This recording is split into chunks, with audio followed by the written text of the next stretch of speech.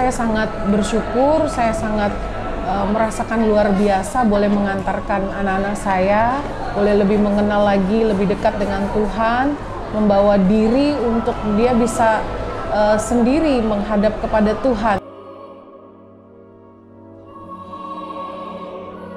Usia anak-anak terlalu masih happy-happy, masih lebih senang kongko-kongko, jadi untuk menyatukan mereka dalam keheningan agak susah. Sebenarnya dari urutan yang benar itu, yaitu sakramen baptis, sakramen krisma, dan sakramen ekaristi.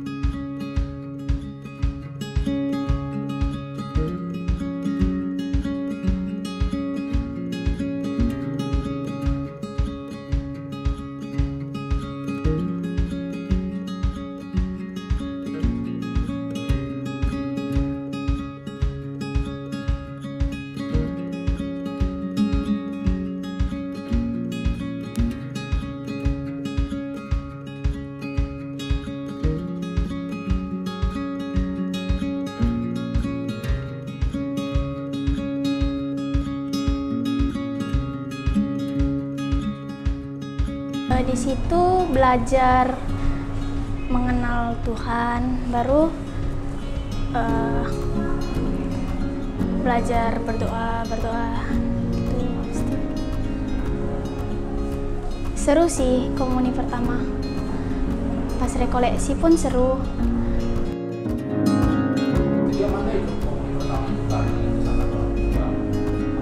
Enggak, iya, untuk mau menerima tubuh dan darah Kristus. Gabriel merasa bisa lebih dekat dengan Tuhan, bisa menerima tubuh Kristus dan lebih tenang. Pelajarannya 6 bulan. Yang saya rasakan bisa ketemu teman, bisa belajar lebih banyak dengan Tuhan, dan bisa lebih tenang gitu.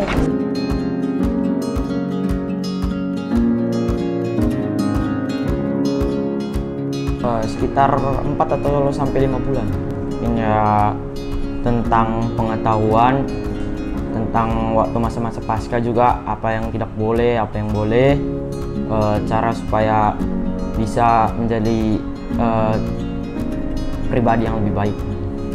Kita bisa diajarkan doa-doa pokok, baru diajak juga bermain games, baru tentang Alkitab juga disuruh membaca Alkitab juga.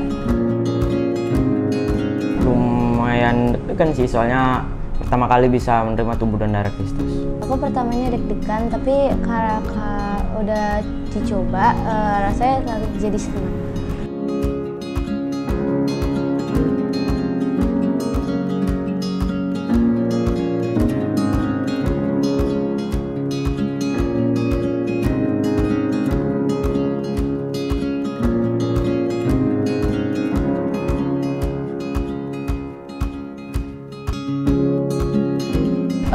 Selama mengikuti perayaan, mulai dari pembelajarannya, awalnya mungkin belum bisa mandiri. Ketika mengikuti pengajaran dari para pengajar, terutama saya sangat mengucapkan terima kasih. Dia boleh mengerti, lebih mengenal lagi, bukan hanya dari orang tua tapi dari para pengajar, lebih mandiri lagi, lebih berani lagi, bahkan boleh menyatakan kalau mungkin Gabriel punya cita-cita sebagai seorang pastor, tentunya dia boleh lebih mempertahankan yang menjadi cita-cita Gabriel.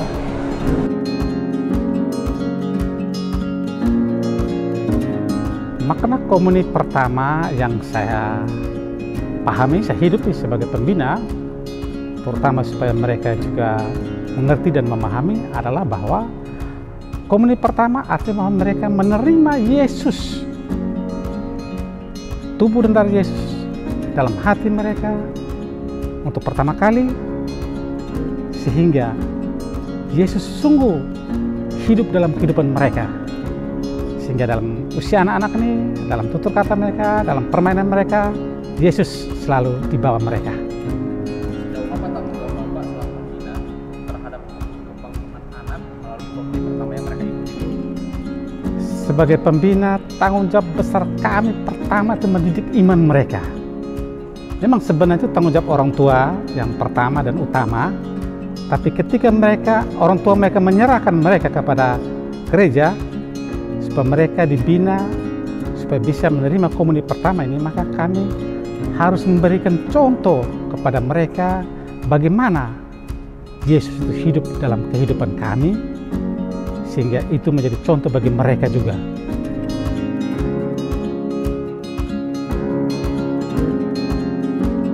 Penerimaan komuni pertama itu diadakan karena adanya baptisan anak-anak atau baptisan bayi. Karena setelah mereka dibaptis, mereka tentunya belum bisa langsung menerima sakramen Ekaristi. Jadi pada usia tertentu, tepatnya diatur oleh gereja dalam kanon 913 paragraf 1 dan juga paragraf 2, itu dikatakan ketika anak sudah mencapai usia tertentu, mereka sudah bisa memahami tentang apa yang mereka terima, yaitu tubuh dan darah Kristus sendiri. Nah, saat itulah mereka sudah bisa menerima komuni pertama. Lalu penafsiran usia saat anak sudah bisa memahami apa yang mereka terima, yaitu tubuh dan darah Kristus, diandaikan 10 tahun. Jadi itulah kira-kira batasan usia yang ditetapkan oleh gereja berangkat dari kanon 913 paragraf 1 dan 2 dalam kitab hukum kanon gereja 1983. Itu kira-kira alasannya. Mereka menerima rahmat sakramen Ekaristi yang menjadi salah satu sakramen inisiasi yang membuat seseorang masuk menjadi anggota gereja Katolik secara utuh, penuh. Nanti setelah menerima sakramen Ekaristi, yang pertama dalam hidup mereka, menerima tubuh dan darah Kristus yang sering dikenal dengan sebutan komuni pertama, mereka juga akan dipersiapkan untuk menerima sakramen inisiasi yang lain, yaitu sakramen Krisma. Kalau dalam gereja Katolik, jalan atau cara yang disediakan oleh gereja untuk memasukkan seseorang ke dalam ikatan kesatuan dengan gereja Katolik secara utuh, penuh, sempurna, yaitu melalui 3 sakramen.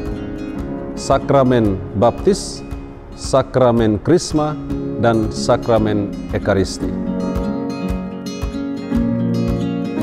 Sebagai orang tua sangat penting mendampingi mereka ketika mereka harus mengerti mengenai sebagai orang Katolik tata cara dan pengertian-pengertian mengenai bagaimana pengorbanan Tuhan, bagaimana pengorbanan Yesus, bagaimana juga tata cara Katolik itu sangat-sangat penting ketika mereka bertumbuh, dan iman itu harus sampai mereka nanti besar, bahkan sampai mereka nanti ibaratnya lepas daripada keluarga.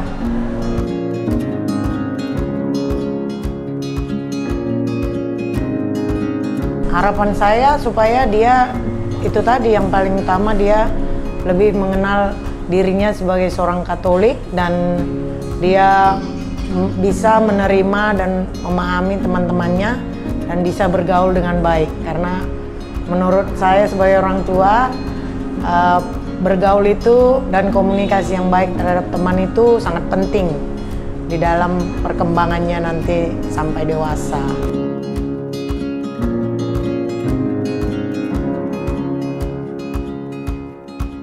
Kita sih senang ya, karena dia memasuki tahap kedua sakramen yang akan dia terima. Yang pertama permandian, sekarang komuni pertama. Dan harapan sih kita berharap dengan pelajaran yang dia dapat dari petugas katekese yang selama belajar, dia dapat menjadi memperdalam iman kekatolikannya, sehingga dapat dia implementasikan kepada orang lain, kepada teman-temannya, dia membantu teman. Jadi imannya semakin kuat sih, harapan kita seperti itu. Iman Katoliknya harus bisa semakin kuat. Harapan saya terutama buat Gabriel, lebih bertanggung jawab, terutama dalam hal perkembangan dan pertumbuhan iman Katolik, dijaga sampai mengejar cita-citanya. Kalau memang Tuhan berkenan dan memilihnya menjadi seorang pastor, kami sangat bangga, kami sangat senang. Dan buat teman-temannya juga, selamat buat semuanya, sudah melewati masa 6 bulan, bukan masa yang sebentar, tapi biarlah nanti ke depannya juga menjadi orang-orang yang berguna bagi gereja dan juga bagi Tuhan nantinya.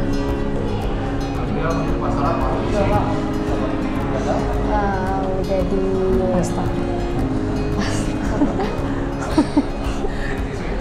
Iya, seperti Romo Sester.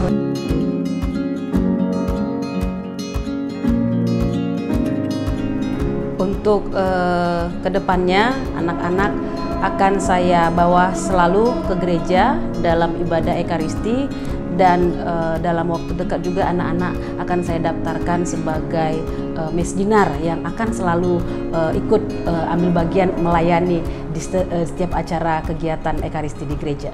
Sebagai orang tua udah pasti ya, sama seperti khotbah pastor tadi, kami sebagai orang tua yang paling penting itu mencukupi kebutuhan jasmani dan rohaninya.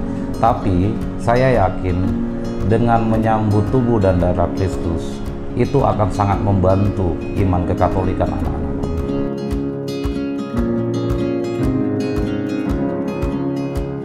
Kepada semua orang tua, saya mengajak kita untuk kembali mengingat janji yang kita ucapkan di hadapan Allah, di hadapan saksi, di hadapan umat beriman dan gereja seluruhnya saat menerima rahmat sakramen perkawinan. Salah satu pertanyaan yang penting yang selalu akan diajukan kepada pasangan biasanya adalah, bersediakah saudara menjadi bapak yang baik bagi anak-anak yang akan dipercayakan Tuhan kepada saudara dan mendidik mereka menjadi orang Katolik yang sejati?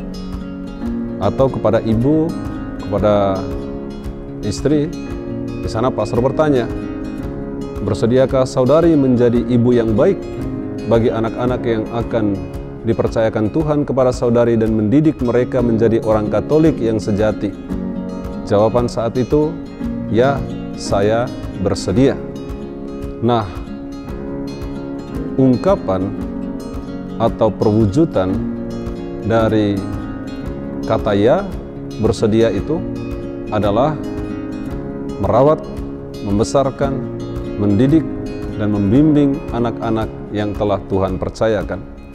Dan salah satu bentuk bersama gereja, salah satu bentuk pendidikan itu adalah mempersiapkan anak-anak dalam menerima komuni pertama. Di sana gereja memberikan waktu cukup lama bagi anak-anak untuk menerima, dipersiapkan untuk menerima komuni pertama. Dan selanjutnya bersama orang tua juga kembali diingatkan. Nah, mau menjadi apa anak ini nanti, itu juga sangat ditentukan seperti apa, bagaimana para orang tua merawat, mendidik, dan membesarkan anak-anak di rumah. Jadi bersama gereja, tanggung jawab orang tua ini kita emban dan juga semuanya diarahkan untuk keselamatan anak-anak kita. Kemudian, sebuah pertanyaan juga yang sering diajukan kepada orang tua dan jawabannya sama untuk orang tua manapun. Harta yang paling berharga itu apa? Harta kita sebagai orang tua. Jawabannya selalu anak.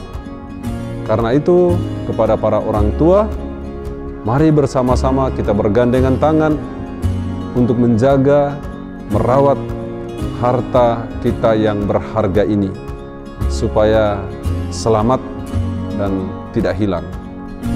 Aku sayang Mami. Mami, sayang nggak? Mami juga sayang sama Fiona, Borupu dan Papi sayang sama Gio ya. Kita dengan menyambut komuni semakin menyerupai Kristus. Oke? Bilang apa sama Papi? Aku juga sayang Papi. Oke? Orang-orang muda sekalian, pesan saya, mari bersama-sama kita mempertahankan iman, terus membangun pengharapan, dan juga mewujudkan cinta kasih dalam hidup bersama, dalam ikatan kesatuan kita dengan Gereja Katolik yang satu, kudus, katolik, apostolik. Salam orang muda. Jangan lupa like, subscribe YouTube Katedral Medan. Oke?